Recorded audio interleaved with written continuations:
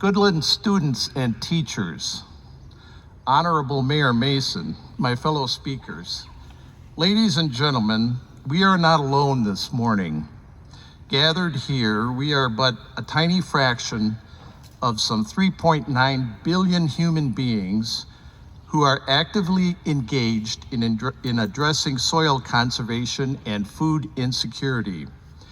We will be speaking and listening and learning as part of a United Nations convention that has been organized to battle desertification.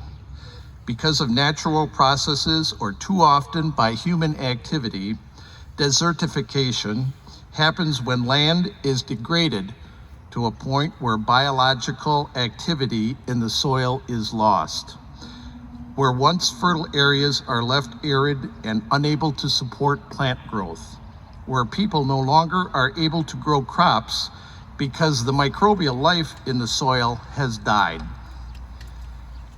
Dear guests, can you imagine if this calming, verdant space had no plant life? Can you picture it as just lifeless, barren dirt? Such an ugly landscape is entirely possible if all of us do not begin right now, to educate ourselves, our friends, our families, and everyone else we know about how important it is to protect and to rebuild our soils. In preparing my remarks to read to you today, I was saddened to learn that the fruits and vegetables I pride myself on eating are in fact not as nutritious as those that I ate when I was in 3rd and 4th grade. Why is my body getting fewer vitamins and minerals in the food I consume today? Because the soils of North America have been depleted of their ability to raise food by an estimated 50% since I was a boy in elementary school. Throughout history, many ugly events began because people were hungry. They resorted to violence to resolve their problems. The French Revolution, it started as a bread riot.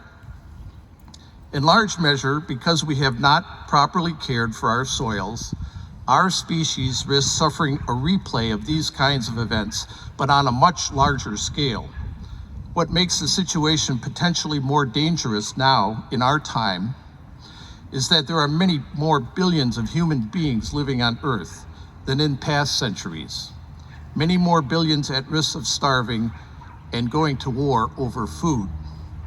Fortunately, it is not too late to act, and I am very excited to share with you that some of us today already are helping to prevent that doomsday scenario I speak of. Ladies and gentlemen, these students and others from Goodland School, Montessori School, down the street, are working now for the soil. You should know that they are collecting their lunch leftovers and are composting this material in their gardens. They have gone so far as to ask their cafeteria staff to not put cheese on salads so that only vegetable leftovers are being composted. I think that's pretty exciting.